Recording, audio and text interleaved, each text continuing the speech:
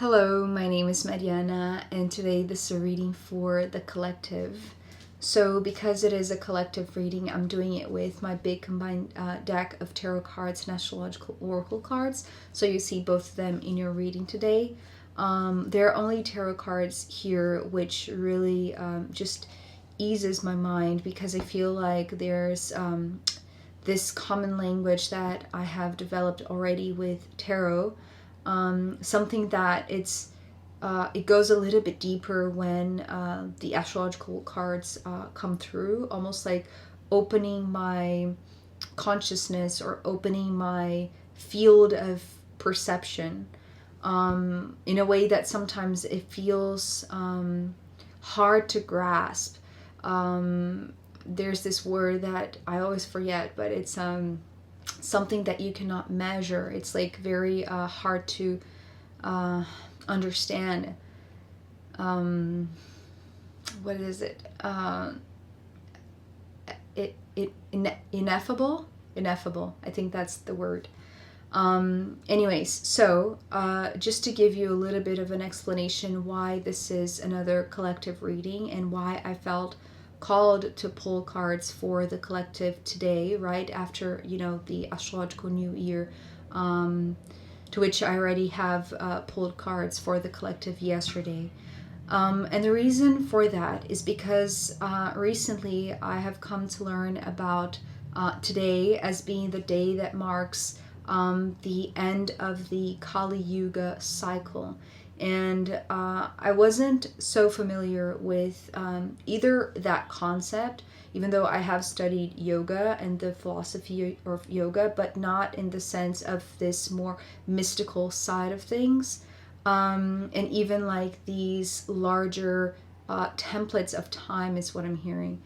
But recently I have discovered about this end of this very, very, very long cycle of Kali Yuga, which is supposed to be the hardest cycle, right? The one of the biggest and hardest challenges for all. But I wanted to understand a little bit more about what that would mean because, well, in studying astrology and overall in life, I'm sure you have felt this, even, yesterday with the beginning of spring in the north and the beginning of fall here in the south, the changing of seasons, it's never this black or white type of change. It's not this overnight type of shift.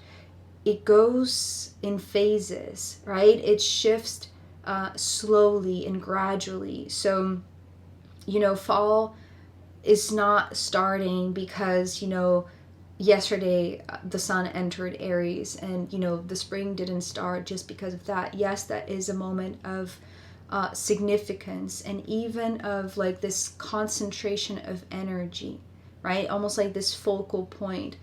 But it is really like spread, and it feels like this reading wants to go deeper, or even maybe I should say going wider, opening our consciousness or opening the perspective of the collective in regards to this bigger shift. It's wanting to show us the bigger picture that we cannot grasp, right? The ineffable, right? The word that is it's like it's hard to put into words something that is beyond explanation. But here it seems like the message wants to go deeper into that, and it feels, well, symbolically speaking or metaphorically speaking, it's showing me kind of like a rescue, but it's not necessarily an intervention. It's more of that scene where Neo in the Matrix movie, he has this outside perspective of reality. So this is what we're beginning here with this hangman. The hangman here was showing me this handle that was, it was almost like this, it's like this emergency exit, but it felt like it was it was presenting as the only option. It was presenting as something inescapable, something that we cannot miss. It's like this is the trigger that we have to pull, right? In order for us to have a broader perspective. But that's the thing. Before we pull the trigger as a collective, we have a sense that actually this is a rescue when it's not. When we are supposed to be exactly where we are, and we are. This is the beauty of this reading. It shows us going up because this is the motion that I was seeing here. So imagine like this. Imagine you are inside a bus and there is this handlebar that you can pull to make the bus stop, right? To, ask the driver for you to stop. And so that you can get out of the bus. So finding your exit, right? This is the reason why I was seeing the emergency exit. But it's in our control. It's like we can pull the handle, we can pull the trigger and make it stop. But the moment that it's pulled, it's not presenting us with an exit. It's actually pulling us up so that we can have this larger, bigger perspective on things. And I know that the Hangman is already a card that presents itself as showing another perspective, or at least the opportunity for us to have another perspective. And I feel like that is exactly what we need at this moment in time, because we're all, showing up here as the Page of Swords. And the Page of Swords is just talking about how we have so much to learn still.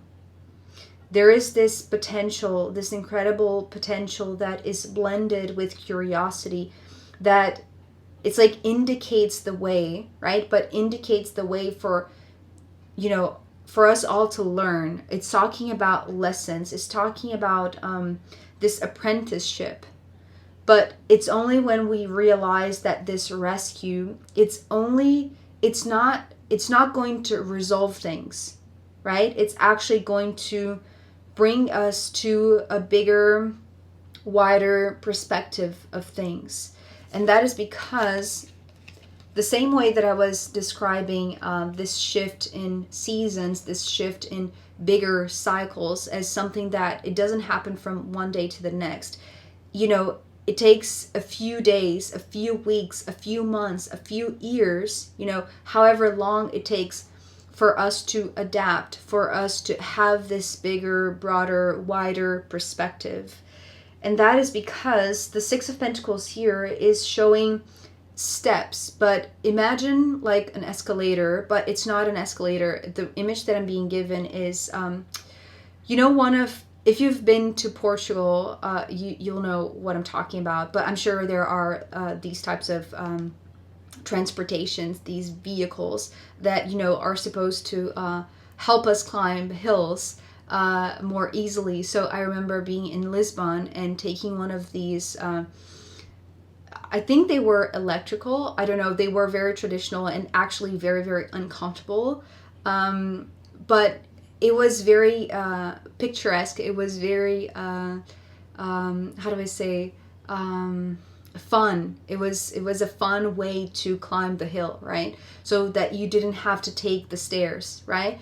So it's this type of I don't know if it's called tram or trolley or whatever it is in English. I can't remember even the name in Portuguese.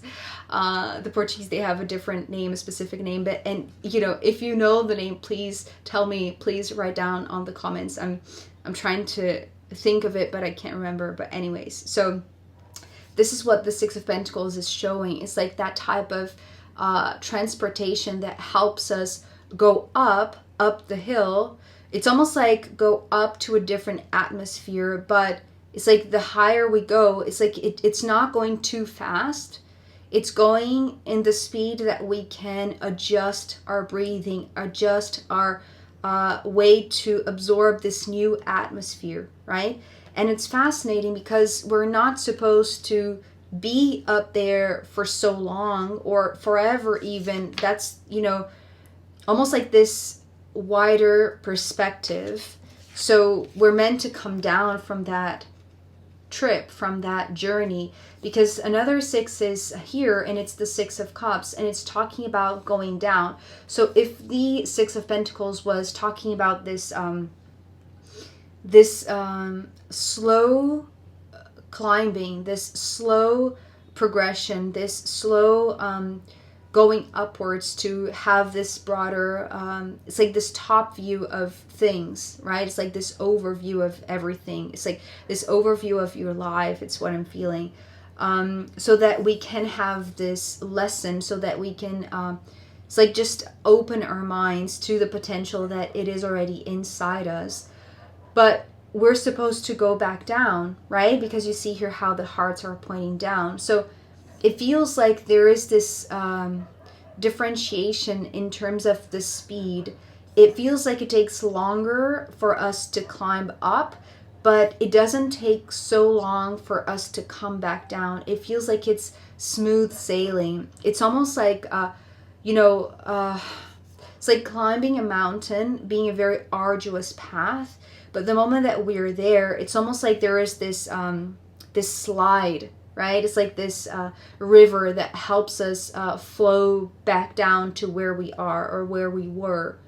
So it feels like there is this metaphysical kind of otherworldly type of more esoteric or more maybe emotional type of climbing, right? It's like it's not, maybe it's not a physical quest, but maybe it's not like actually climbing a mountain. It could be, right? It's like maybe for you to actually feel it in your body, this could, be a really big lesson for you, that you're going to embody that. But it doesn't require that, not necessarily for you to really learn from that, but it's just the distinction between the, going up and then coming back down.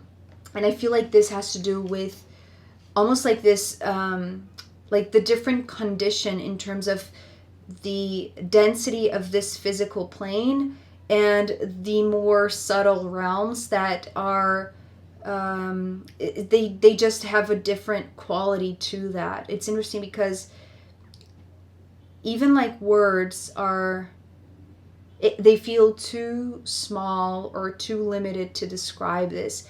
So it's almost like when you get there, it's already embedded within your heart, that you don't have to explain what you have learned, but you're going to feel. So it's the type of lesson that it needs to be experienced. It needs to be felt, either by the body or by your emotional body, either by the physical or the emotional body.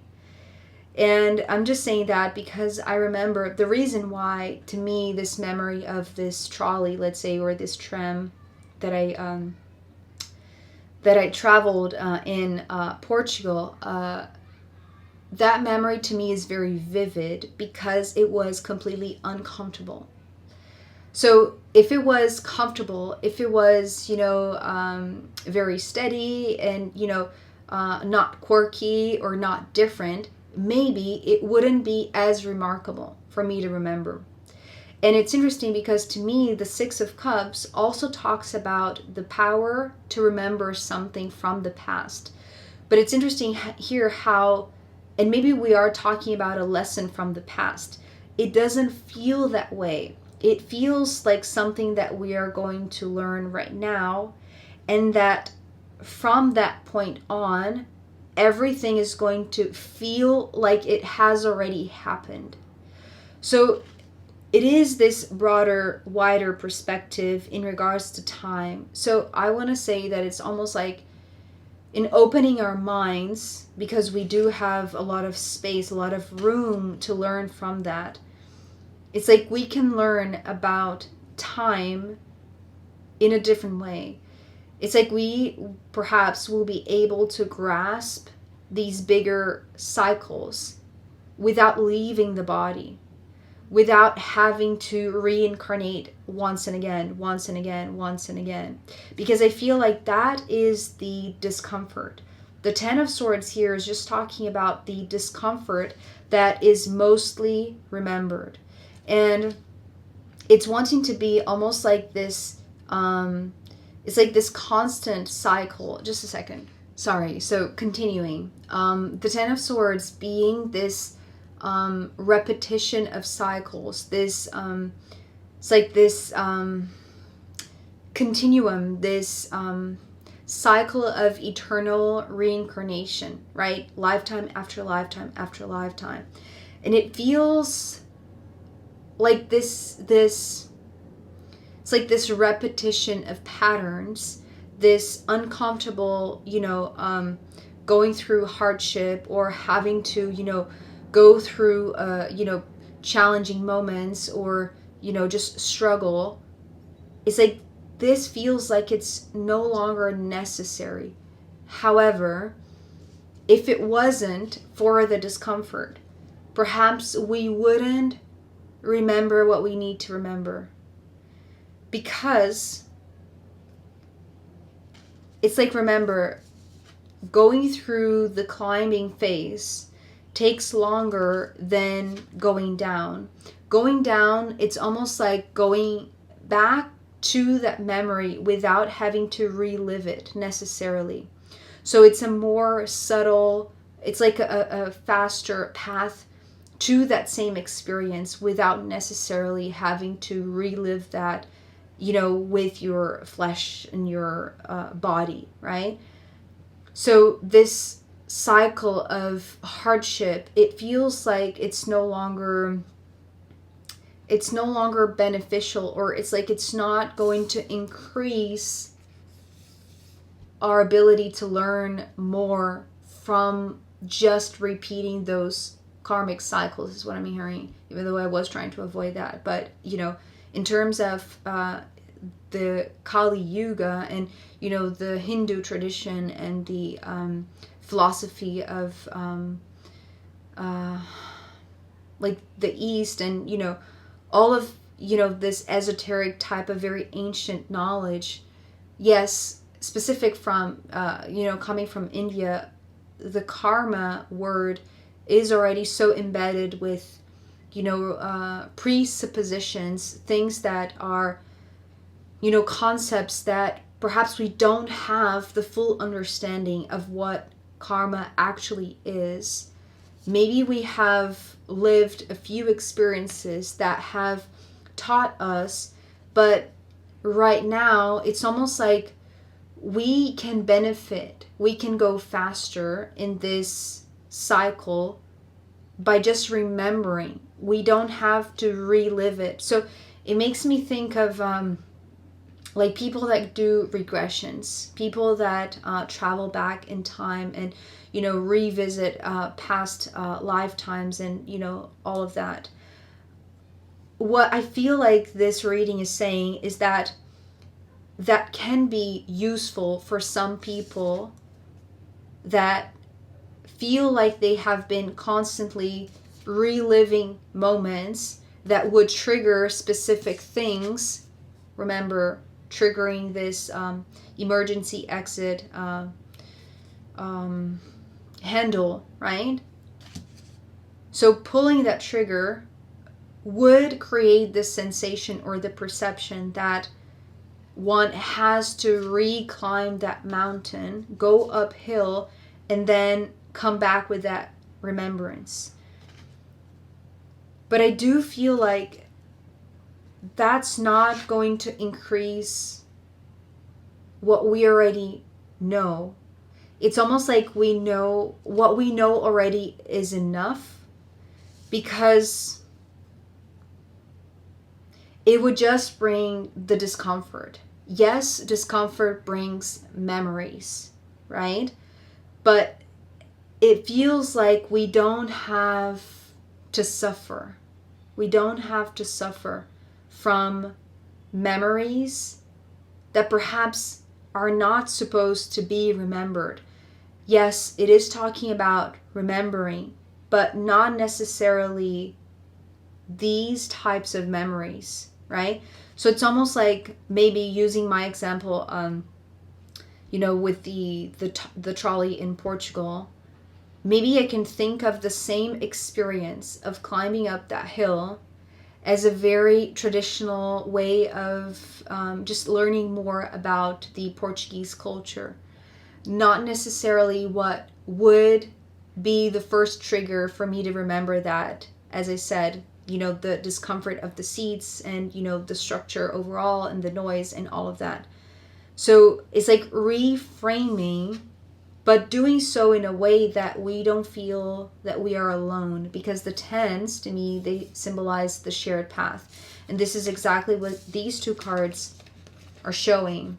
So actually these three cards, they came all together. So before the Ten of Swords came, I had the sensation that there was a little bit of discomfort already with the Six of Cups. But then when, it was almost simultaneous to me remembering that image of the trolley and the sensation of being uncomfortable sitting in that seat.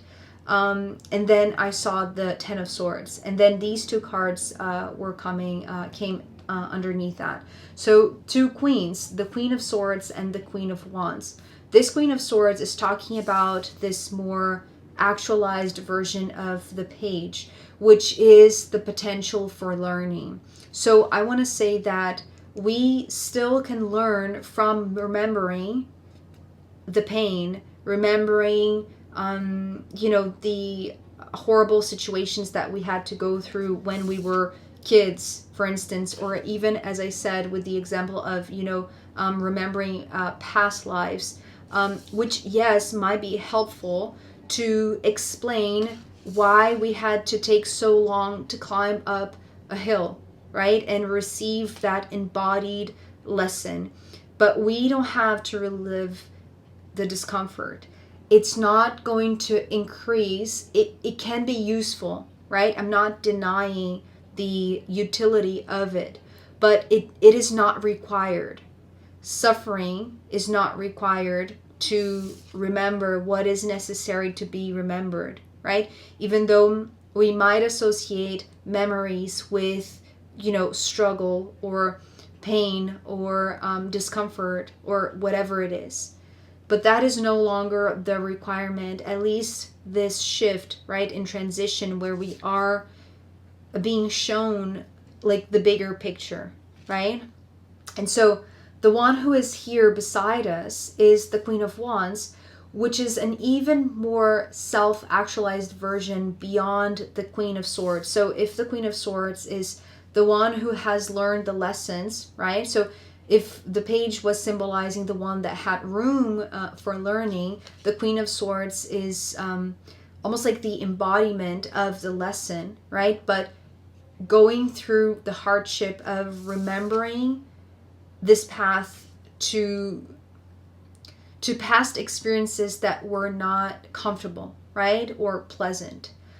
But here, this other queen is like this more creative, more inspiring, more effervescent type of energy. It's like, it's the feeling that I have, it's like this version, it's still in the making. It's like it hasn't been fully created, but it's already here.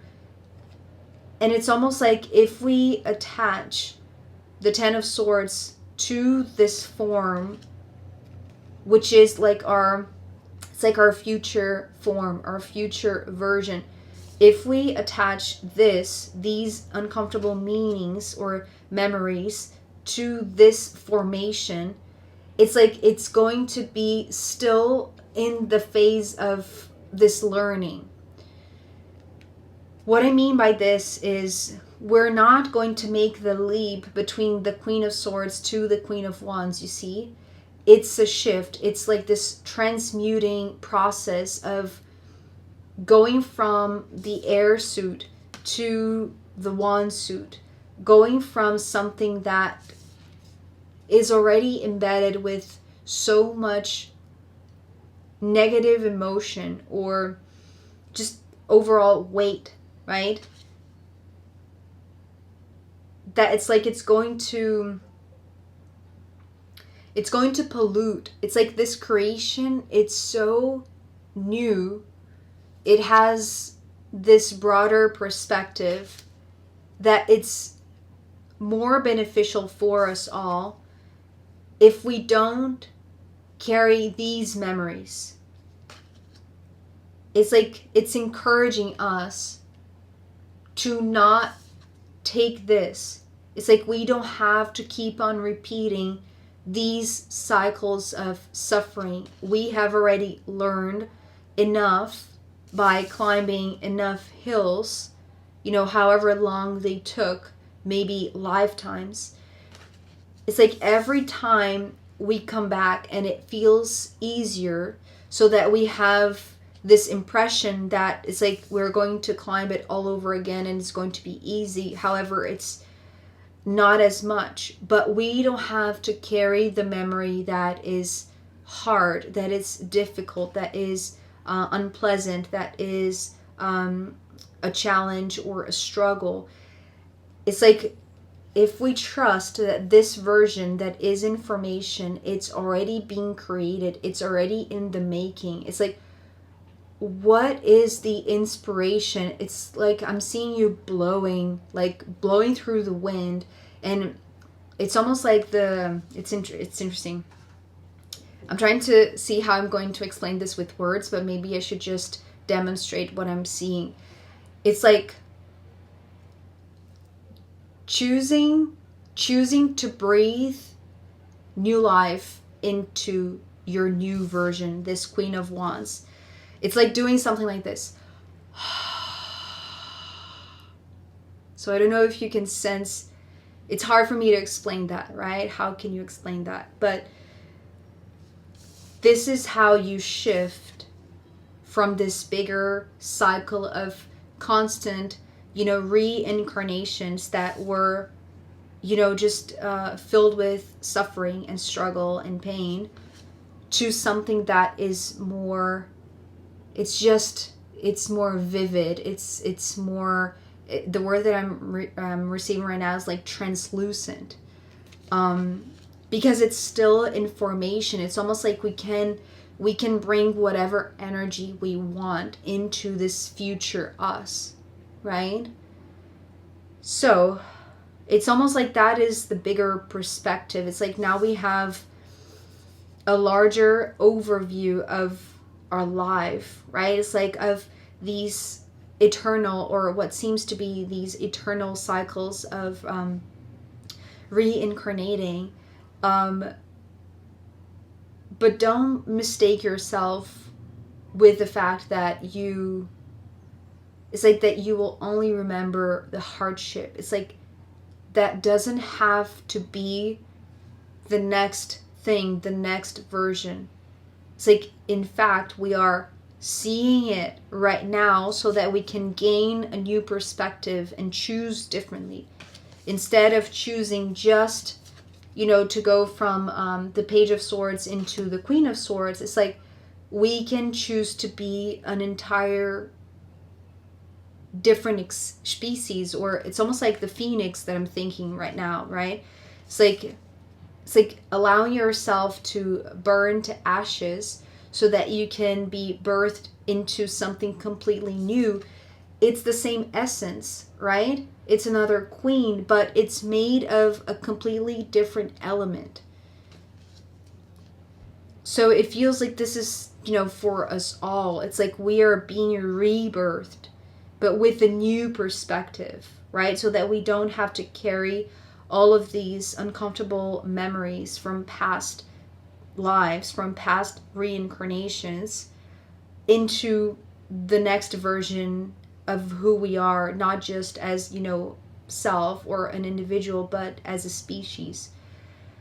So that is very profound. And yeah, I hope you could feel the expression of this new being, this being that is being formed with your breath, right? I don't know. I feel like I have to stay a little bit more in this energy, but I am going to pull more cards to see where this wants to go next. Maybe I should, you know, just take a moment and pause, which I feel like it's what I'm going to do, maybe go into a deep meditation before I continue. But I am going to pull more cards for this reading, and also I'm going to pull from the astrological runes in the extended. So if you want to join me there, I'll be very happy to see you there. You can find the link down below. And also, if you have any comments or, you know, things that you know about the Kali Yuga, please let me know in the comments. I really love to learn more about what you have to add to this channel, which is very, very enriching always. So yeah, I hope to see you in the extended, and if not, I'll see you next time. Okay, bye.